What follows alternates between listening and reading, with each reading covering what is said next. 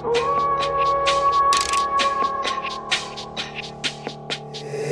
a full moon.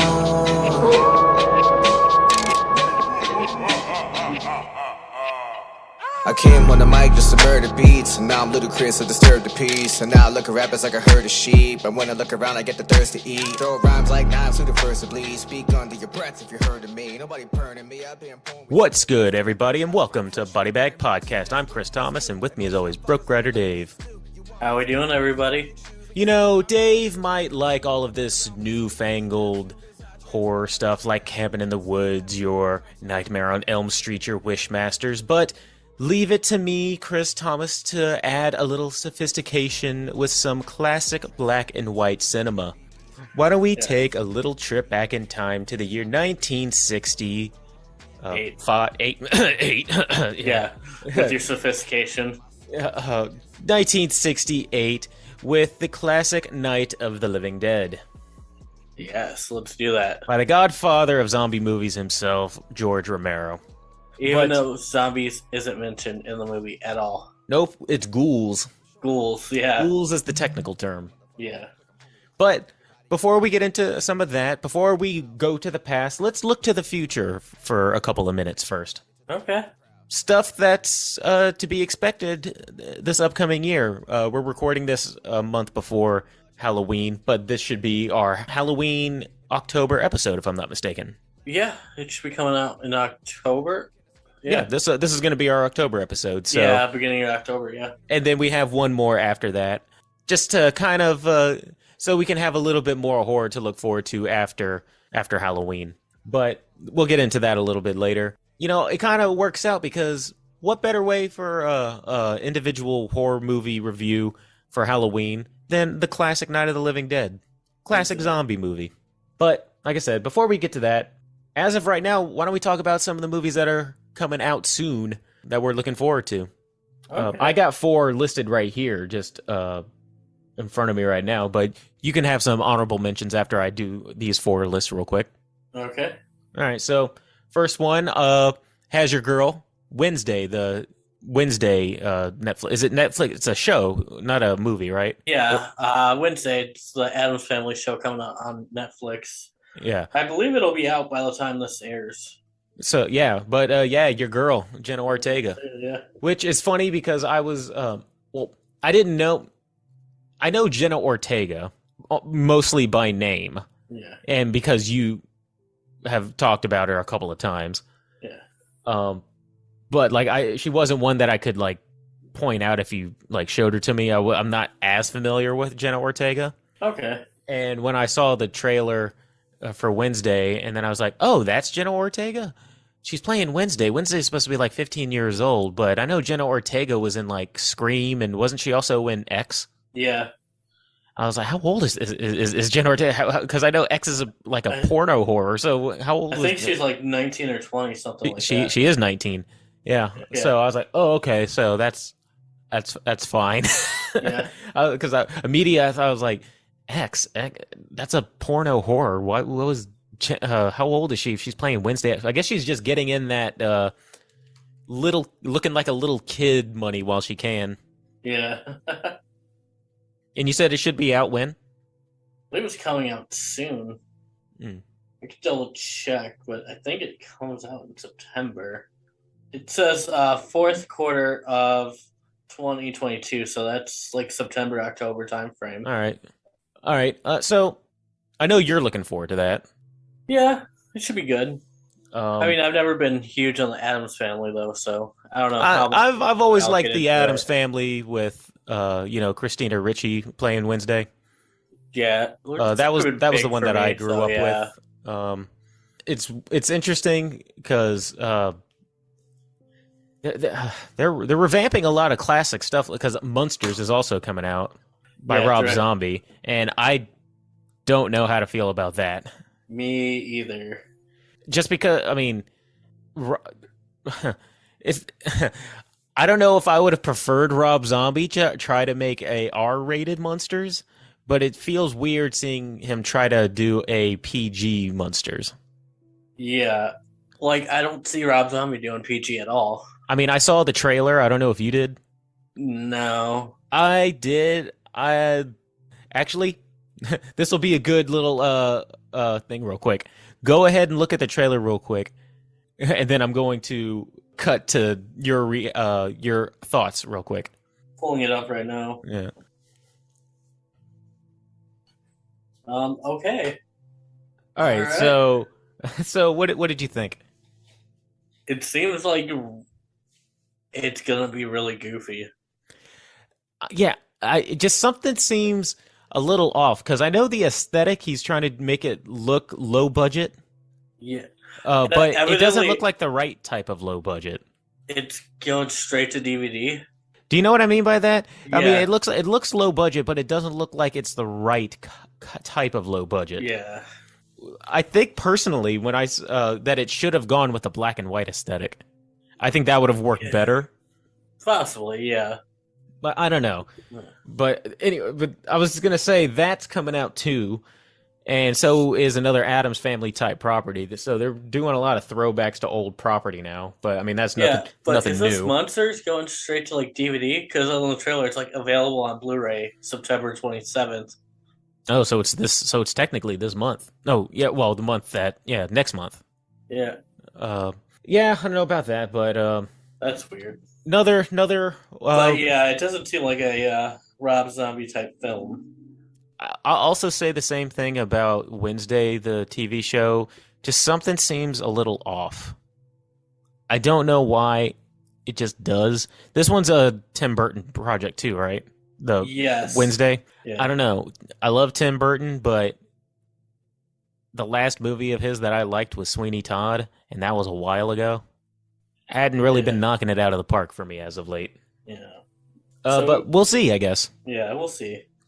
Next one, obviously, Halloween Ends is also coming out sometime. October 14th. October 14th. Yes. So it'll be around the time where this comes out, or shortly after this comes out. Yeah.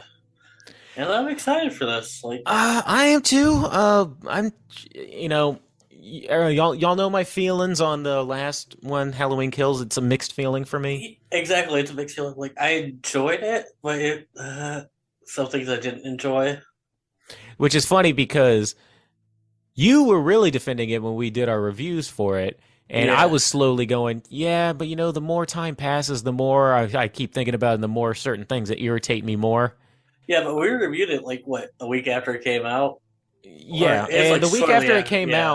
out, we gave it like a pretty decent rating, and then like 2 weeks after we did like a Chris Hates thing, and then I brought up, I was like, the more time passes, the more certain things annoy me about that one, Halloween Yeah. Kills. I feel you on that one because that's like almost a year. I'm like, Could have been a lot better. better. I mean, it started really strong. Because if I'm not mistaken, Halloween Ends. Well, let me tell you what what should have happened, because I think Halloween Ends takes place like 2 years after Halloween Kills. 4 years. 4 years. Yeah. I thought that they were going to do, and I thought this would have been a way better thing to do, was that because Halloween 2018 happened and then Halloween Kills happened all on the same night.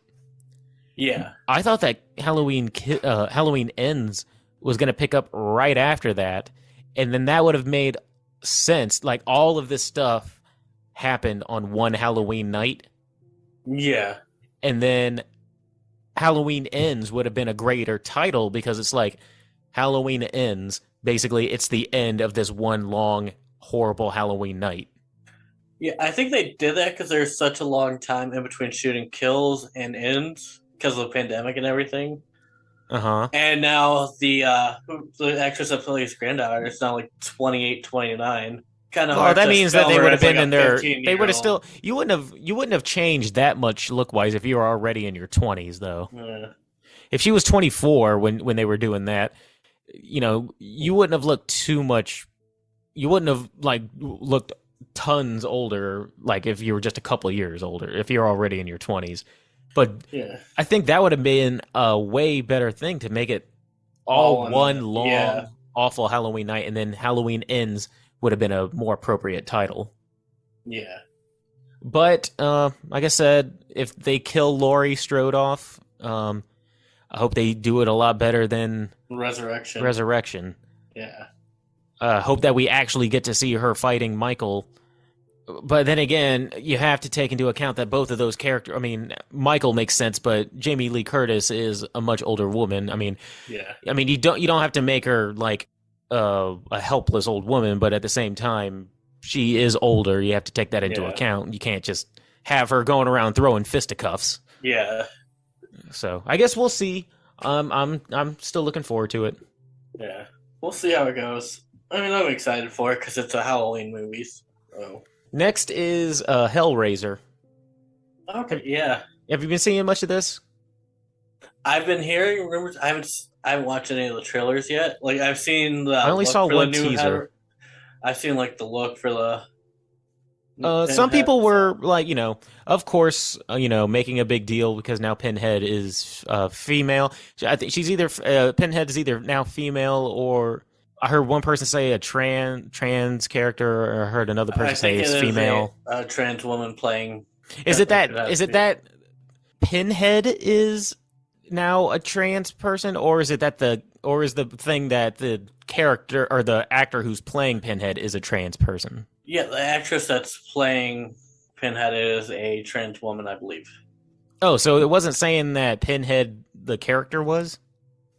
But no, the character is being portrayed as a woman, but still. But for some reason, when I think of Pinhead, that kind of makes sense to me that the character of Pinhead would be a kind of a non-gender specific like entity.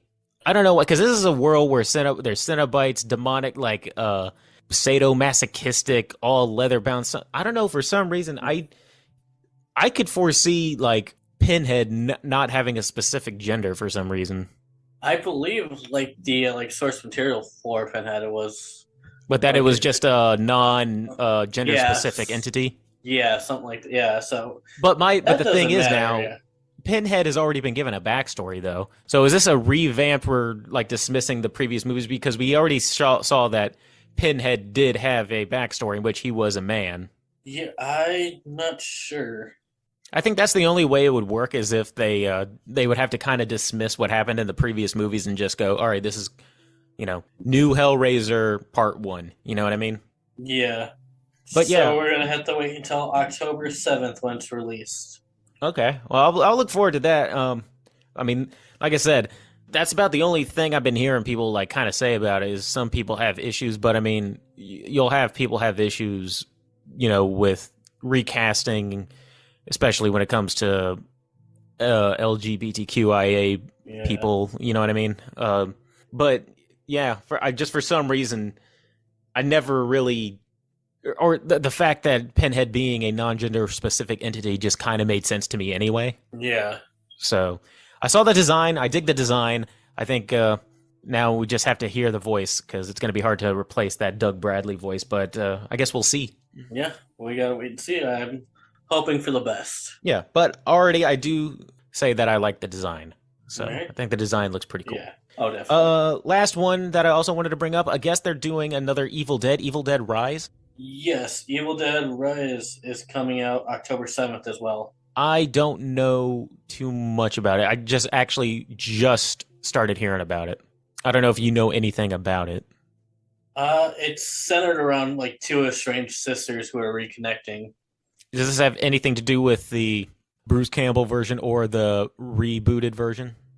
Well, I mean, it said to take place in like the same universe, but I'm not sure if there's going to be any interaction between. Because I didn't know if this was like a sequel to the rebooted version, or if this is like a movie that took place like years after the Bruce Campbell Evil Dead series, or the Ash versus the Evil Dead universe. I don't know.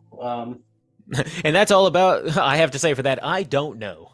So it was just something I saw. It when it come out. It was just something I saw. Yeah. But those are Bruce Campbell isn't going to be in it, though. That's been confirmed. Yeah. Which, I mean, he can't be in all of them. So, no. Yeah, I mean, if the Evil Dead franchise is going to continue, can't be in all of them, I guess. Or maybe he can, but I mean, maybe this connects to the Ash versus Evil Dead series. Who knows? But do you have any mentions other than the fact that Nosferatu, which is one that we've mentioned a couple times already anyway? Yeah. On September 23rd, Pearl is going to be coming out, which is the prequel to X, I still haven't watched X. which I'm pretty excited for because I really enjoyed X. Do you, well, you know my thing with A24. What do you think I would dig it? I think you would. I mean, if you just picture in your head A24 making a slasher film, basically X. Like I said, I do like some A24 stuff. I just have mixed feelings with some of the movies.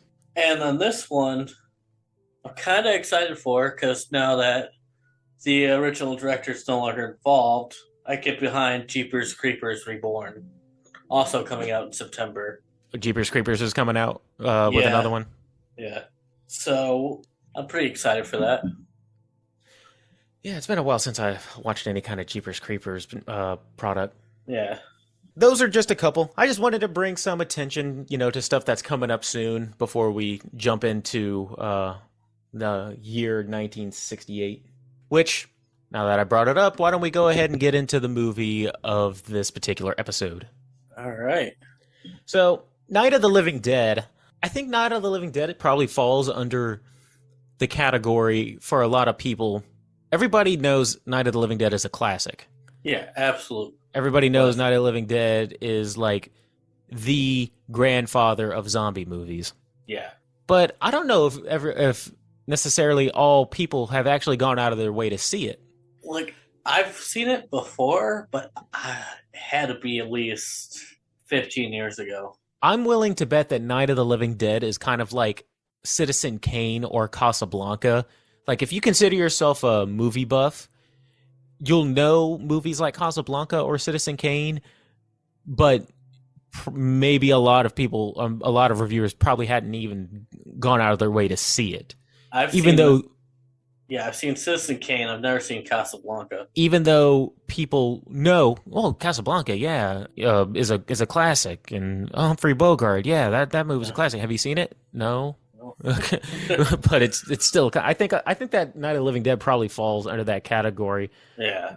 For like the regular horror fan, not the diehard horror fans, but like your regular run of the mill. I think they'll so far almost like some diehard horror fans, like they'll know it, but they probably haven't gone back to watch it. They're more into like modern stuff. They probably won't go out of their way to watch a black and white film. Last time I saw this was probably about like 2 years ago. Okay. So I had seen it relatively, earlier than you, I guess. I mean, or in terms of recency. Yeah. Black and white movies, I just love in general. I think black and white movies tend to freak me out more than color movies. But see, me with black and white movies, it's either like hit or miss. 'Cause sometimes I'm just like, can't get into this. I have a appreciation for black and white movies. I think you just need to have strong characters for black and white movies. Mm-hmm. But for those of you who have not seen Night of the Living Dead, quick synopsis. Again, we're not going to go too deep into the actual plot. I mean, we're going to geek out. We're going to talk about some of the scenes, but as for this season, we've just been kind of talking about it freely as if you have seen it. But if you haven't, quick synopsis. Oh, I got a quick one. Oh, go for it. 7 people are locked in a house. They're being attacked by zombies. That's pretty much the gist of it. That's the synopsis of this movie. And the introduction I wanted to do this movie for a few reasons, one of which was this was also the introduction, or one of the first introductions to a very strong black-led protagonist. Yes. Ben. In the 1960s, and I had recently watched Horror Noir, the documentary, and this was one of the first things that they talked about was how black people in movies, especially horror movies, were either stereotypes, or if they were monsters, they were done up to look all like goofy, monsterish, and with exaggerated features, and usually background characters. But Night of the Living Dead, finally, you have this strong, capable, just a normal guy, black man, and he's taking charge. He's telling people what to do. He's getting stuff done. Yeah, and all the other characters are white, and they're having to like listen to him. Yeah. Which I just can imagine for 1968 was just... It had to piss a lot of people off. It probably pissed a lot of people off. Yeah. But the other reason was just because me and Dave agreed that he would he chose the first two movies. I would choose the next two, and we would just kind of go back in time. Go back in time. So we did Cabin in the Woods. 2011. Yep. Then we had Nightmare on Elm Street. 1984. Then we went Night of the Living Dead. And then you guys get to tune in next month for a little post-Halloween review of we're doing old Nosferatu. So really, really back in the day, ye old era. For its 100-year anniversary. Yeah, just in time for its 100th-year anniversary.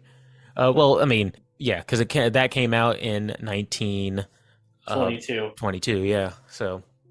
When did it exactly come out, though? It would be amazing if it was in November. That way it could officially be the anniversary. But, of course, the main reason why I chose this is because, as you just heard, Dave doesn't even like black and white horror movies, so I have to culture him a little bit. It's not that I don't like it, I said it's hit or miss. But it actually came out March 4th, 1922. Oh, so it's already passed. Yeah, that's a weird time for a silent horror film to come out. But, yes, basically, as Dave says, 7 people in a house, zombies attacking. Let me ask you real quick. What do you think about these particular zombies, which apparently are a result of radiation from Venus, from a thing coming back down to Earth from Venus? Yeah, a satellite exploding in the Earth's atmosphere coming back from Venus. I completely forgot that was the reason. I'd forgotten about it. I heard that. I was like, what? I was like, is that really what? Really? I just thought it was. I just thought it was people coming back from the dead. I didn't know Venus. What do you? Yeah, threw me for a loop. But yeah, these zombies were they're supposed to be like slow and dumb, but at some points they're running. They're capable. Yeah, they're smashing they're like windows. People. There's some that aren't very capable, then there's some very capable zombies. They're taking like they'll be trying to hit on some car windows, realizing it's not working, and then grab a brick and then smash the window. Like they can reason. They have some thought process behind those are more terrifying than a lot of modern day zombie adaptations where they're just kind of mindlessly walking around. Yeah. And I think there's something also really creepy about that. They don't look like zombies. No. They honestly look like just people. Well, if you, in like the TV reports are saying like the recently deceased. Yes, the recently deceased. So I've taken like anybody who's passed away who hasn't been embalmed yet. Yes, because I was about to say, if you've been embalmed, they remove your brain, if I'm not mistaken. Yeah, so I'm guessing it's anyone who hasn't been embalmed yet is getting, it's because you don't see any really disturbed graves or anything. You just see there must be people who are recently dead and then just come back to life, which makes sense. Yeah, and again, the fact that it's black and white also makes it very creepy to me. Yes. But you know what? When I looked up, when I did some research on the movie, this initially started out as an Alien movie in its first draft. Really? It started out as an Alien movie about an alien who befriends a group of humans. And then the other draft was that it was an alien movie in which it was using humans as food. So you would see like a meadow area filled with dead bodies, and they were basically the food source for the aliens. And then it turned into that these dead bodies being cannibalistic monsters. Yeah. Maybe that's why the Venus thing was there. Maybe that was just left over from the first draft. Yeah, which makes sense for the time, because this is around the time when what was it, Invaders from Mars and like Body Snatchers from a Different Planet. Yeah. Was coming out. So that definitely makes it so, but I again, it just baffles me about how it's just weird how things get started and you go deep delving into like the origins of things. You're like, it started out as one thing and then it just took on a mind of its own and then turned into something completely different. Yeah. So I gotta say, we'll talk about the main character real quick. Ben. I gotta say, poor Ben, for multiple reasons. Yeah. Not only, spoiler alert, by the way, the famous ending where he finally survives this horrible horde of zombies and all the people dying, only to get mistaken for a ghoul by some posse of dumbasses who shoot him in the head thinking that he's a zombie, and then he gets thrown on the fire. Yeah. They're like, oh, there's food in the house. Let's just shoot whatever in the house instead of Yes. checking. Let's not make sure that what we're shooting is. But we have to get into it. The racial element of this movie. Yeah. Because this came out, if I'm not mistaken, I think it was a week or two or a month or two, but it was in the same time period as the Martin Luther King assassination, if I'm not mistaken. You just double check that for me, because I'm fairly certain that's the case. And like some of the overtones of like this, strong black man being like the survivor, and then only to just be shot by a group of white survivors. I saw something refer to them as some redneck posse. Yeah, Redneck Posse. Same year. Yeah, same year. Because this came out October 1st, and Martin Luther King was assassinated April 4th. I heard, though, during the making of this, though, is when that happened. Like, not during the release of the movie, but during the making of it. That could make sense, depending on how long this movie took. Because I believe I saw that also in the horror noir thing. Like, they were making the movie, and then they heard of what happened with Martin Luther King, and then that's when they realized, all right, well, this movie is going to be important. Yeah. But not only that, but man, all right. I'll say this. This was groundbreaking for black characters in movies, but ladies, I guess you'd have to wait a little while before being cast as anything other than the hysterical damsel. Yeah, I did not like Barbara. She was just... sorry, ladies. You don't come off that well. Well, from one character alone, you do not come off that well. Barbara's spaced out the whole time, and then... They're coming for you, Barbara. Yeah. Which they gave the most famous line of that movie to her brother, who dies in the very beginning. Yeah. And then Judy gets Tom killed because she's useless in this movie. When Ben is trying to get the house prepped and ready, he would have been better off having an actual zombie in the house than Barbara. Barbara, he asks her to get some wood so he could help, so he could nail the stuff shut. He's like ripping doors off the hinges, trying to ripping cabinet doors off, and she comes with a couple of dinky pieces of wood, like scrap wood that are like about a foot long. Can't do anything with. Wouldn't even work as a weapon. No, not at all. Now she just holds them too. I get that she is catatonic, and I get that she is terrified from witnessing her brother die. But come on, I'm sorry, ladies, but you just her character. I just kept thinking, man, this is groundbreaking for black characters, but man, you ladies do not come off that good. I guess you're gonna have to wait a couple more years before you're definitive. In the 70s, it starts coming. Before Ripley hits the scene or Sarah Connor hits the scene. But I was sitting there thinking, God, she'd be the last person I want to be with. Waits until the entire house is boarded up, and then wants to undo all of his hard work by saying, "We gotta go back out and get my brother." And I don't take this the wrong way either. I was debating whether or not even to say this or write this down, but this movie, I bet you, made a lot of guys go, I don't think a man should ever hit a woman, but end of the world scenario. End of the world scenario. This woman is hysterically trying to bust out the door that you just spent a couple of hours trying to board up, smacking you in the face. Yeah. And you saw in his face that he was thinking about it too. Yeah. He's like, should I? And he's like, well, hiya. And then she went, she open-handed, but enough for her to pass out, I guess, passed out from sheer shock that she didn't think he was going to do that.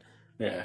But yeah, God, man, I was like, and the scene before that, he was like talking to her, and she then went on this entire spiel of the opening scene that we saw. You could just see in his face, he's like, geez, I'm sorry I asked. Yeah. Like, can you go back to not talking, please? And she started getting louder and louder, and he's like, listen, you just need to calm down, please. Like, getting a little loud, you're gonna let them know we're here. Yeah, getting a little loud here. So again, I'm not sitting here condoning violence against women or anything like that. But I'm saying in this particular instance, when she's smacking him in the face and trying to get out, he exhausted everything he could have possibly done. Yeah. Again, we live in a day and age right now where somebody would take that out of context and then go, Chris Thomas from Body Bag promotes Domestic beating women. violence, yeah. Call you Andrew Tate. Ugh, yeah. Yeah. Well, let's not spoil the show by talking about that dude. All right. All right. Then they come out of the cellar, right? Yeah. So, what's his face? Is it Tommy? Is the guy's name Tom? Comes out of the cellar. Yeah. There's Tom. Yeah.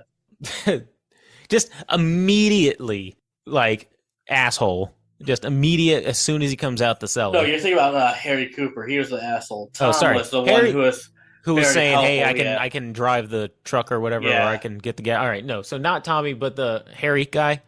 Yeah, because Tom's the only likable character besides Ben in this movie. Yes, he's actually going. Let's this guy's making some points. Why would we go back down to the cellar for? There's only because if they get down there, we got nowhere to go. Yeah, why would we want to trap ourselves with no way out? Which Harry is sitting there yelling, "We need to go back to the thing, and you guys can stay." I'm like, well, then go to the cellar then. If you want to go back down to the cellar, why wouldn't you go back down to the cellar and just leave Ben to do what he's doing? He'll just be a first line of defense. Like, exactly. Like, why are you sitting there yelling, making a scene? Just go back down to the cellar. Yeah, he was terrible. Yeah, he gets got though. Yeah. Everybody except Ben gets got. He was also one of the producers of the movie, too. Oh, is he? Yeah, Carl Hardman was the guy who played Harry Cooper. Oh, that's cool. Yeah. And he was also the voice on the radio. Oh, that's pretty cool. Oh, he's versatile. He was a producer and he lended a couple of roles. That's pretty neat. Yeah. Another neat fact, the actor that played Tom. Yes. Only role he ever did. After this, he went into music, and then he became a chiropractor. Yeah, and I saw that, I believe Dwayne Jones is the guy who plays Ben. Yeah. I looked up him. He went on to be a director of the McGuire Theater. He went on to, he was artistic director of Center for Culture of Art in Manhattan and stuff like that. So I don't know if this is his only role, but he... No, he's done a couple others, but he went on to like kind of be a director and head for like artistic director for place, which is pretty neat. Yeah. But yeah, one of the things I was looking up to is I had to look up because there's a lot of handheld camera's a little shaky a lot of the times. Yeah. So I had to look up when Steadicam was invented, and Steadicam, I don't know if it was invented, but it started getting widely used in 1975. Yeah. So like less than a decade after this. And so they mostly probably either used tripods or handheld with this. Most likely, yeah. And the handheld, I think, actually works to this movie's benefit, especially like if they're like shooting from like behind certain things. It looks like the perspective of like a creature or a ghoul kind of stalking them a little bit. Yeah, I get what you mean. Yeah. With it being kind of shaky the way it is, it kind of feels like from the perspective of one of the ghouls or something is looking at him. Yeah. Which I think works pretty well. And so yeah, it's either very steady or shaky like that. There's no real tracking shots, no real like running and the camera is kind of steady or anything like that. It's just most of the time the camera is in one set spot, or if it's being handheld, it's the camera's usually in one position. It's not a lot of like running around following the actor. No, it's more actors running towards the camera, running away from it. Yes, which I think I just said it works well for this kind of movie. Yeah, and this is I wonder this probably isn't this probably isn't the first one to do it, but probably one of the earliest ones to do it where you have a monster movie and it's like, this does not have a happy ending. No, it did not. In fact, one of the descriptions was saying this is like a very nihilistic ending. Yeah. Of just like, well, shit, all of this happened and then it didn't even matter. Yeah. You get so invested in Ben, and you get invested in Survivor too a little bit for her just to get taken out in the last, 5 fight against the ghouls before Ben hides away in the cellar. And then Ben just makes it, and then he doesn't. I'm sitting here watching Harry is now trying to help him board up the thing after he refused to let him in. Yeah. Like that's gonna be like that's gonna make bygones be bygones. Oh, fuck you, Harry. And he's about to get punched out in a minute. Yeah. He's like, for a guy who wanted to take charge as soon as he comes out of the cellar, and then he's like just a super coward. Yeah. So Harry's sitting here wailing on him right now. You don't blame him. This dude's been having a stressful day. Like, you hear the story that he's been telling even before he got here. Like, this dude's been having a long day. Yeah. And then he has to come in, deal with Barbara, deal with her just being useless, and then acting hysterical. Then has to deal with this dude who comes out the cellar with all these other people, making excuses saying, you know, when they came out of the basement, I had like 5 questions that I was going to ask, and immediately Ben asked every single one of them. Yeah. A, why didn't you come up here?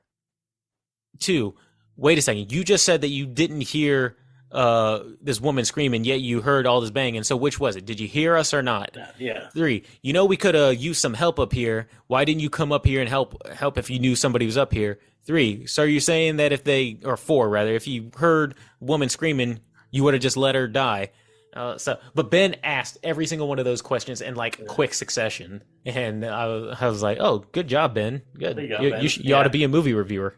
Yeah, because you're asking the important questions here.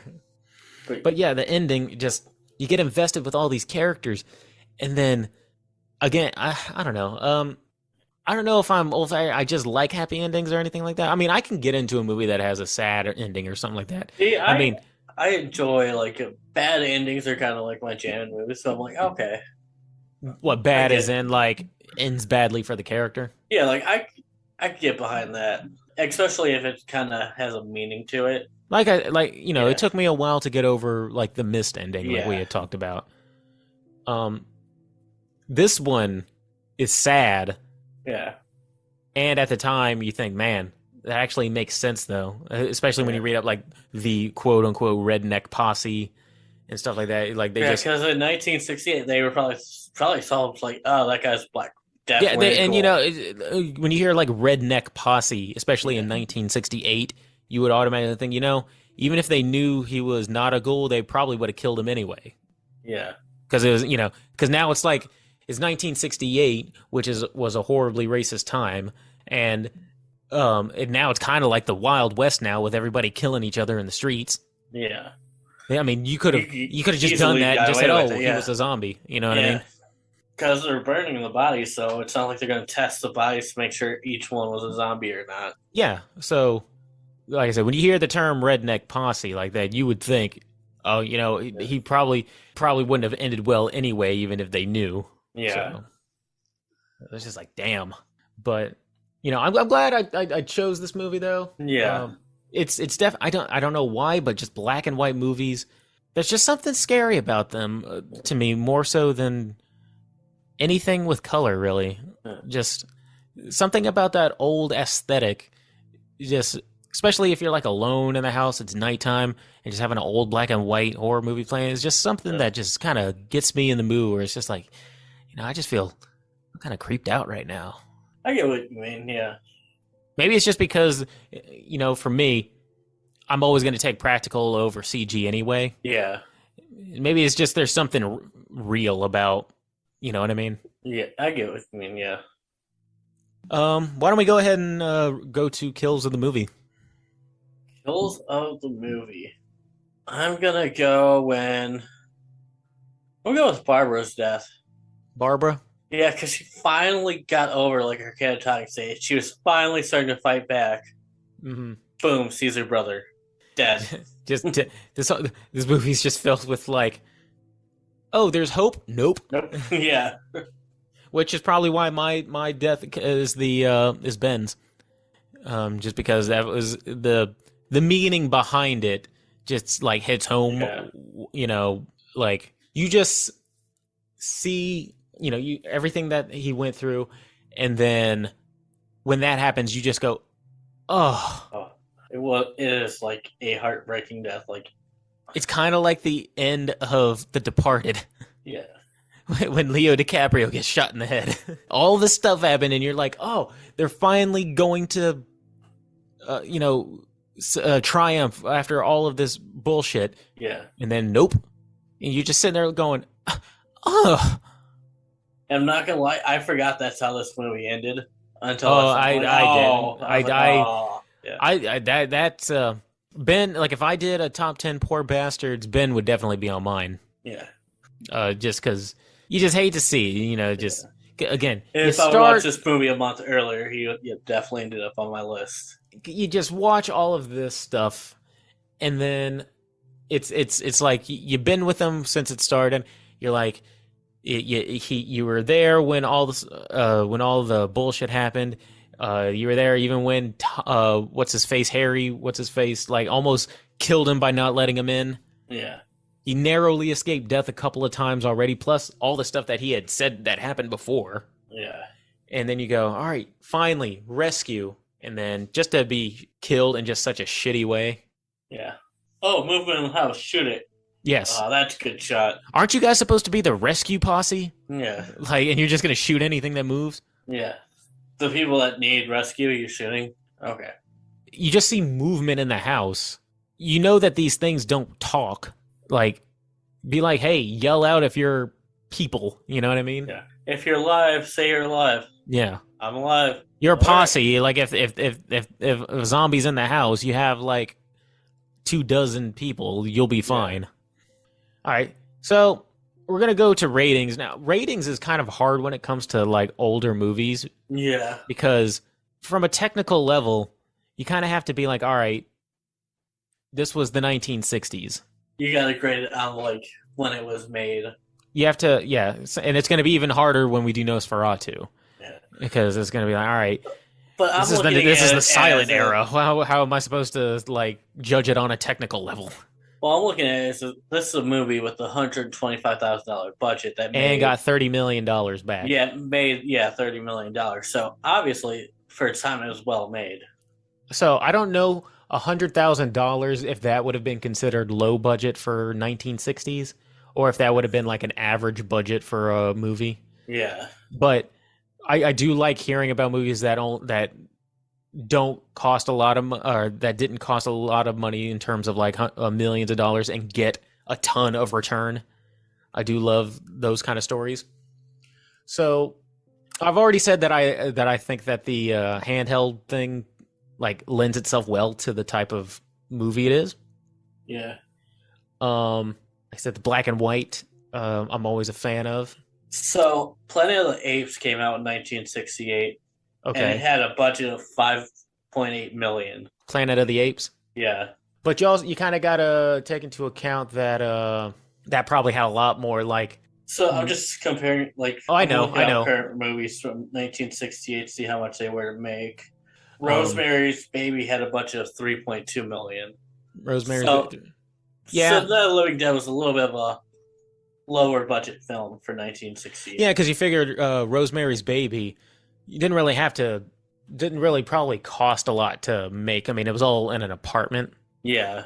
So the money probably went to the actors. So, yeah. So this one, so this would have been like a relatively low budget movie, I would assume, for the time. Then you said Rosemary's Baby came out the same year. Yeah. That was color. So I guess the black and white aesthetic was probably a personal choice. Yeah, in the 60s, color was already out, so that was a personal choice. Yeah. So. I mean, there were some still black and white movies in the 1960s. Yeah, it was just cheaper to do black and white.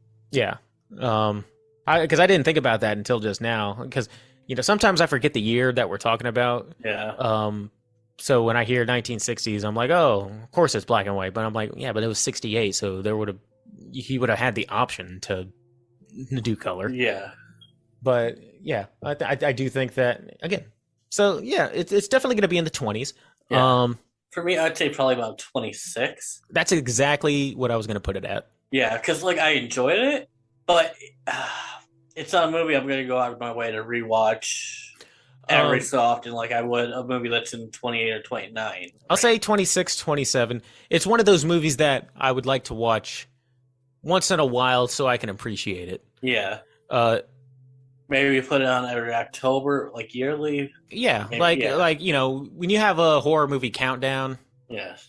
I'm hesitant to well, not really, because if it were 25, that just means I would think it's a very well made okay movie. Yeah. But it's slightly better than just an okay movie. Yeah. It's a little bit better than an okay movie in terms of, but it's not denying the importance and the groundbreaking stuff that it did.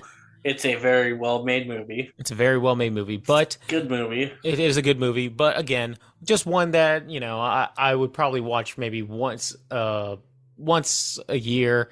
Yeah. To complete your horror movie, month of horror movies in October. Yeah. This is definitely one that you would want to at least have on the list. Yeah. Show it some respect and just enjoy it again because it's a well-made movie. In fact, I think that it's actually scarier than a lot of more recent zombie movies.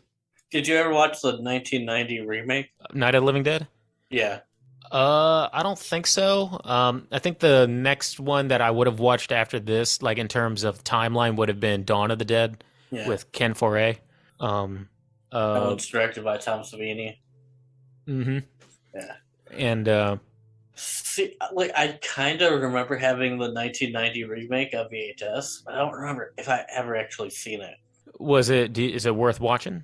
Like, I don't remember if I watched it or not. So. I don't know. So I was asking I don't know, Chris. I literally just said I don't remember if I watched it. So I was asking, have you seen it? No. I didn't know they made a remake.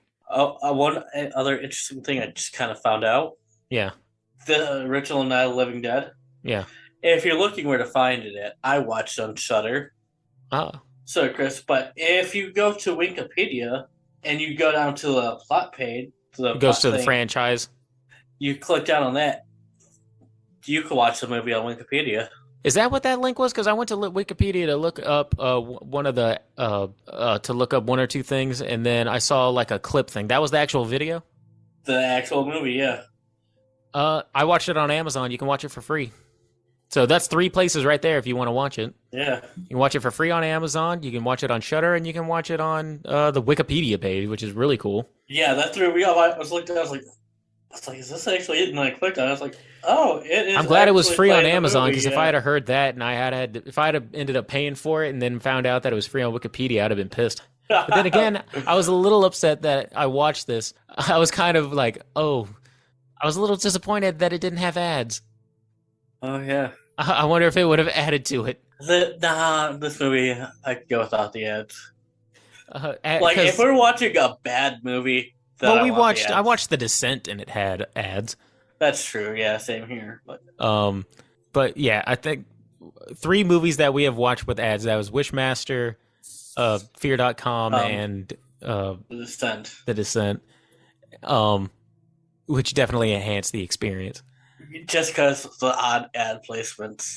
Plus, it would have been colored. So, but yeah. So I think I'm comfortable giving it a nice 26 out of 30. Yeah. 26 is right. It's fair. Yeah, it's perfect. Just above, it's a little bit above average, movie, but it's a very well made one. So, but yeah, that's Night of the Living Dead. I couldn't think of a better movie to kind of have. As we're getting into October, getting ready for the Halloween, getting ready for Halloween. Throw it back to some good old-fashioned classic zombie horror. Exactly. And we only have one more real movie review other than the guest at the end of the month, and that's going to be Nosferatu to round out our one-on-one with the horror movie reviews. Yeah, which I'm kind of excited for because I've never actually watched a silent film, so... I've watched 1 or 2 of those silent eras, but I did it when I was taking film classes. Yeah. But I had never seen Nosferatu. Nosferatu was one of those movies, like I had said earlier, how I was like, oh, everybody knows Nosferatu, especially if you're in the horror community, but how many people actually have gone out of their way to sit and actually watch it? Eventually, we will. I will say at this point in the recording, I have watched I'm a third of the way through it. Okay. I haven't even gotten to Nosferatu yet. I haven't even the character of Count Orlok. Yeah. but this is one of those movies that is like creepy. And it's not intentionally so. Yeah. It's just creepy. I don't know if it's because it's German or if it's because it's just a silent movie. Yeah. But it's definitely one of those movies that, like, if you busted in a serial killer's house and that was playing on the TV, like in a dimly lit room, you'd be like, this is fucking scary. Like, I'm kind of excited to see this remake.